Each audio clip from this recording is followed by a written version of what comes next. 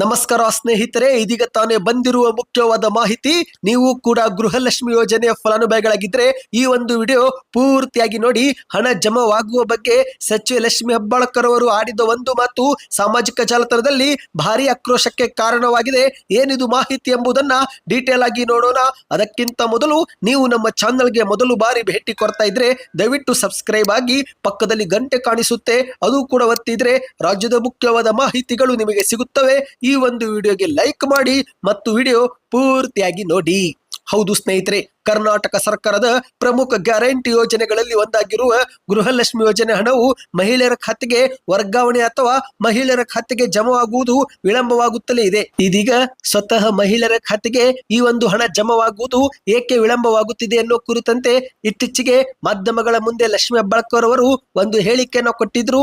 ಆ ಒಂದು ಹೇಳಿಕೆ ಈಗ ಭಾರಿ ಟೀಕೆಗೆ ಕಾರಣವಾಗಿದೆ. ಹೌದು ಗೆಳೆಯರೆ, ಗೃಹಲಕ್ಷ್ಮಿ ಯೋಜನೆ ಸಂಬಂಧಿಸಿದಂತೆ ಈ ಒಂದು ಹಿಂದೆ ಸಚಿವೆ ಲಕ್ಷ್ಮಿ ಹೆಬ್ಬಾಳ್ಕರ್ ಅವರು ಮಾಧ್ಯಮಗಳ ಮುಂದೆ ಹಣ ಏಕೆ ಜಮಾವಾಗುತ್ತಿಲ್ಲ ಎನ್ನುವ ಕಾರಣವನ್ನ ಕೊಟ್ಟಿದ್ರು. ಸರ್ಕಾರದಲ್ಲಿ ಕೆಲವೊಂದು ಕೆಲಸ ವಿಳಂಬವಾಗುತ್ತದೆ, ನಿಮಗೆಲ್ಲ ಸರಿಯಾಗಿ ಸಂಬಳ ಬಂದು ಬಿಡುತ್ತಾ ಎಂದು ಮಾಧ್ಯಮದವರಿಗೆ ಪ್ರಶ್ನೆಯನ್ನ ಮಾಡಿದ್ರು. ಹೌದು ಸ್ನೇಹಿತರೆ, ಮಾಧ್ಯಮದವರು ಮೇಡಮ್ ಗೃಹಲಕ್ಷ್ಮಿ ಯೋಜನೆ ಹಣ ಬರುತ್ತಿಲ್ಲ ಎಂದು ಕೇಳಿದಾಗ ನಿಮಗೆಲ್ಲ ಸರಿಯಾದ ಸಮಯಕ್ಕೆ ಅದೇ ದಿನಕ್ಕೆ ಥಟ್ ಅಂತ ಸ್ಯಾಲರಿ ಬಂದು ಬಿಡುತ್ತಾ ಎಂದು ಲಕ್ಷ್ಮಿ ಹೆಬ್ಬಾಳ್ಕರ್ ಅವರು ಹೇಳಿಕೆಯನ್ನು ಕೊಟ್ಟಿದ್ರು.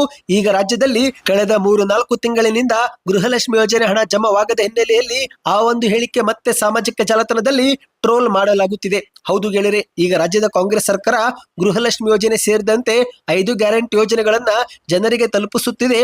ಆದರೂ ಕೂಡ ಒಂದು ಕಡೆಗೆ ಕಾಂಗ್ರೆಸ್ ಸರ್ಕಾರ ಈ ಗ್ಯಾರಂಟಿ ಯೋಜನೆಗಳ ಹಣವನ್ನ ಜಮಾ ಮಾಡುವ ಕುರಿತಂತೆ ಯಾವುದೇ ಒಂದು ನಿರ್ದಿಷ್ಟ ದಿನಾಂಕ ನಿಗದಿ ಮಾಡಿಲ್ಲ. ಹೌದು, ನಿರ್ದಿಷ್ಟ ದಿನಾಂಕ ನಿಗದಿ ಮಾಡದೇ ಇರುವುದು ಭಾರಿ ಆಕ್ರೋಶಕ್ಕೆ ಕಾರಣವಾಗಿದೆ ಸ್ನೇಹಿತರೆ. ಇಂದು ರಾಜ್ಯದಲ್ಲಿ ಉಚಿತ ವಿದ್ಯುತ್ ಕೊಡುವಂತಹ ಗೃಹ ಜ್ಯೋತಿ ಮತ್ತು ಮಹಿಳೆಯರಿಗೆ ಉಚಿತ ಪ್ರಯಾಣ ಕೊಡುವ ಶಕ್ತಿ ಯೋಜನೆ ಯಾವ ರೀತಿ ಸರಿಯಾದ ಸಮಯಕ್ಕೆ ನೇರವಾಗಿ ಲಾಭ ಸಿಗ್ತಾ ಇದೆಯೋ ಆ ರೀತಿ ಗೃಹಲಕ್ಷ್ಮಿ ಯೋಜನೆ ಮಾತ್ರ ಸಿಗ್ತಾ ಇಲ್ಲ. ಗೃಹಲಕ್ಷ್ಮಿ ಯೋಜನೆ ಹಣದ ವಿಚಾರದಲ್ಲಿ ಸರ್ಕಾರ ಪ್ರತಿ ಬಾರಿಯೂ ಕೂಡ ಎಡವುತ್ತಿದೆ. ಕೆಲವೊಮ್ಮೆ ತಾಂತ್ರಿಕ ದೋಷದ ಕಾರಣ ನೀಡಿದರೆ, ಕೆಲವೊಮ್ಮೆ ಸರ್ವರ್ ಸಮಸ್ಯೆ, ಇನ್ನು ಕೆಲವೊಮ್ಮೆ ಯಾವುದಾದ್ರೂ ಒಂದು ಕಾರಣ ನೀಡಿ ವಿಳಂಬ ಧೋರಣೆಯನ್ನ ಅನುಸರಿಸುತ್ತಿದೆ.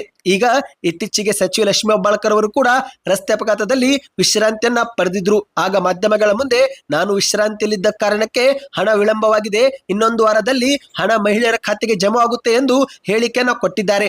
ಈಗ ಆ ಒಂದು ಹೇಳಿಕೆ ಕುರಿತಂತೆಯೂ ಕೂಡ ವಿರೋಧ ವ್ಯಕ್ತವಾಗಿದೆ. ಯಾಕೆಂದ್ರೆ ಸ್ನೇಹಿತರೆ, ಇಂದು ರಾಜ್ಯದ ಹಲವು ಜಿಲ್ಲೆಗಳಲ್ಲಿ 5 ತಿಂಗಳಿನಿಂದ ಗೃಹಲಕ್ಷ್ಮಿ ಯೋಜನೆ ಹಣ ಜಮಾವಾಗಿಲ್ಲ, ಇನ್ನು ಕೆಲವು ಕಡೆ 3 ತಿಂಗಳಿನಿಂದ ಗೃಹಲಕ್ಷ್ಮಿ ಹಣ ಬಂದಿಲ್ಲ ಎಂದು ಮಹಿಳೆಯರು ಆರೋಪ ಮಾಡ್ತಿದ್ದಾರೆ.